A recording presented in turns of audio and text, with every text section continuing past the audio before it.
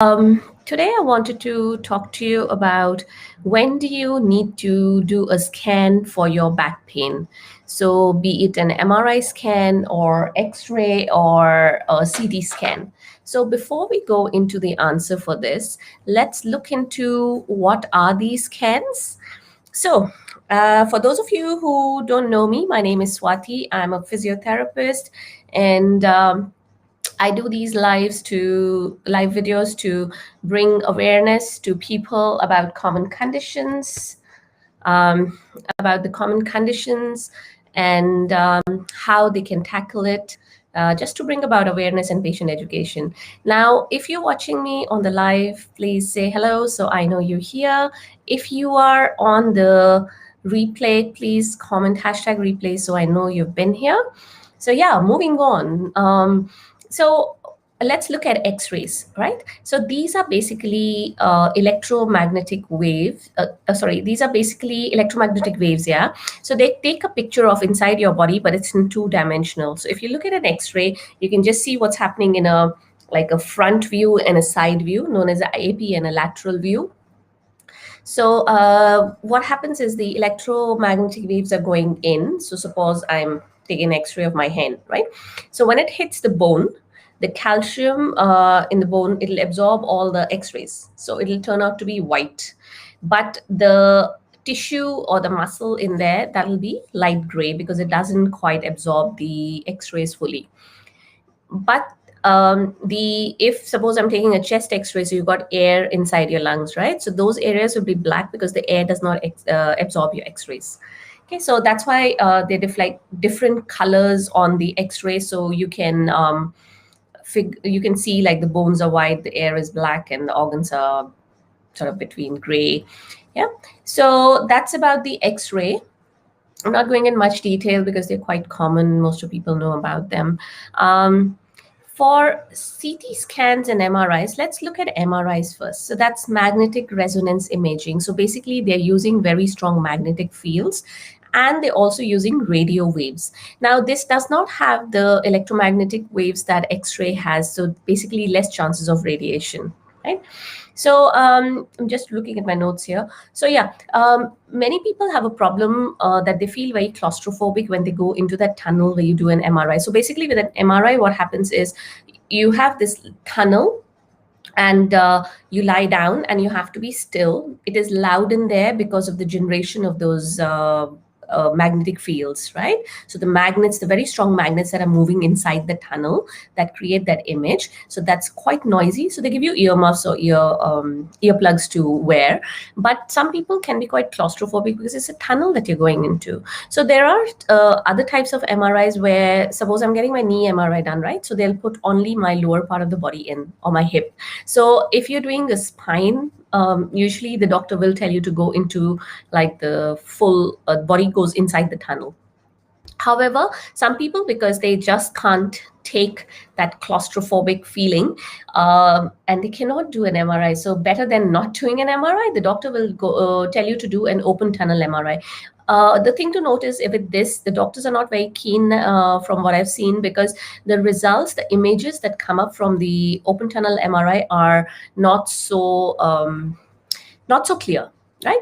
Another type of MRI that people do, this can be done with CT scans as well, is a contrast dye. So they inject a dye, like a color, into, like they give you an injection into your arm and it'll go into your blood vessel. So that is to enhance or to show up a specific part more. So this is more to do with when you're looking at blood supply or how much blood flow is going to a certain organ, say your kidneys or your like whatever, liver. So usually contrast dye will be used for that. But they cannot use contrast dye for people who are allergic to them, which is not a very high percentage, and people who are pregnant. So yeah, so that was about the contrast dye. Oh yeah, it's also used for tumors. If you're going to look for like visibility of the tumors, they use a contrast dye. What else? Oh yeah, and another thing patients don't like about MRIs is they cannot move once they're in the tunnel, because once you move, it's like taking a picture. You blur the images, then they have to start all over again. So one practical tip that I give to my patients is keep breathing. Don't hold yourself so stiff. For example, if I'm going in for the spine, they'll tell me to be in a position like this. So don't squeeze yourself like this and go all stiff, So just hold yourself there and just gently and calmly just hold yourself in one position, which of course is difficult, but something's got to be done, right? So you have to do it. Might as well do it the right way. What else? Yeah, okay. So basically, they are three-dimensional pictures, unlike an X-ray. And the CT scans are more for, it's similar to MRI. Again, you go into a tunnel, but they're quieter.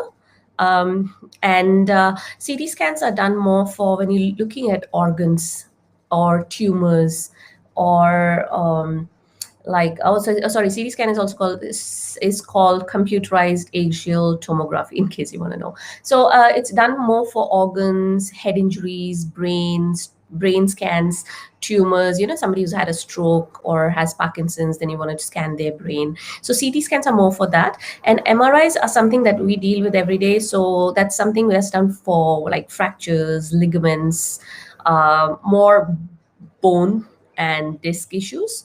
So MRIs are quite commonly done. Now, let's come to the practical part. A patient comes in and asks me on the first visit, do I need to get an MRI done? My doctor said, get it done. Now, if my patient is very acute, has extreme radiation going down the legs from nerve compression, or they are at a place where they are so weak that they are just short of paralysis, of course, the doctor will have already done the MRI. If not, then we'll tell them, okay, go get the MRI done. So, because you don't want to mess around with the spine of such a patient, right? You want to know exactly what's going on. However, when a regular back pain patient comes in, I would tell them, wait for a session or 2 or 3, do your exercises, take all the precautions I'm telling you to, and then if you still don't improve, I'll ask you to go and get an MRI done. Or probably I'll ask you to go to your doctor and get some medication. If it still doesn't work, then you go and get an MRI done. So because if somebody comes in, what happens is, suppose somebody comes in with back pain, I'm going to ask them a couple of questions, take the history of how everything started, have they had back pain in the past, what has their recovery pattern been like, and then we do a few tests that gives us a diagnosis of whether it's a problem with the like if it's the spine, is it a problem with the disc, is it a problem with spinal stenosis, is it a listhesis, etc., etc. So we rule out the other pathologies, and I know if the nerve is actually being irritated in the back, or is it a local issue. So from my examination, I can find out all that. So once I find out all this, my treatment is going to be on a certain line, right? I know I'm going to do treatment A, B, C, and D. Even if they get a scan done or not, my treatment is going to be the same. However, once I've treated the patient and I feel there's absolutely no difference in their symptoms, or the symptoms have increased, or I feel like I need to know more about what's going on, I'm not very sure, I still need to confirm my diagnosis, I will send the patient for a MRI scan. X-rays have their own place, but usually it's the MRIs, because they are like thin slices of the body that come up in the images. So we are talking like millimeters, right? So X-ray is like one full image, but this is like thin sections cut from the, if it's the spine, if it's thin sections cut through the spine. So I know exactly what's going on in the spine, right? Another place where doctors will tell you to do an MRI is pre-surgery. So if they're going in for a surgery, they want to know exactly what's going on, right? They don't want to cut you up on the table and then find out, oops, there's a lot more going on than what we thought. So that's another way, another place where the doctors will tell you, go get an MRI scan done. Third place where some patients come in and they're very skeptical. What has happened to me? Why do I have this back pain? Why do I have, symptom A, B, C, and D? Or they want to confirm the doctor's diagnosis, or they really want to make sure or have this peace of mind that this is not something that's very dangerous, or it is dangerous, or do I have a tumor there? So some patients are very skeptical, but however, some patients also want to know what's going on, which is fair enough. It's their body, they need to know. So if that be the case, then they go in for an MRI. Sometimes if patients come in with tumors, we usually won't do direct electrotherapy treatment in cases if they have tumor.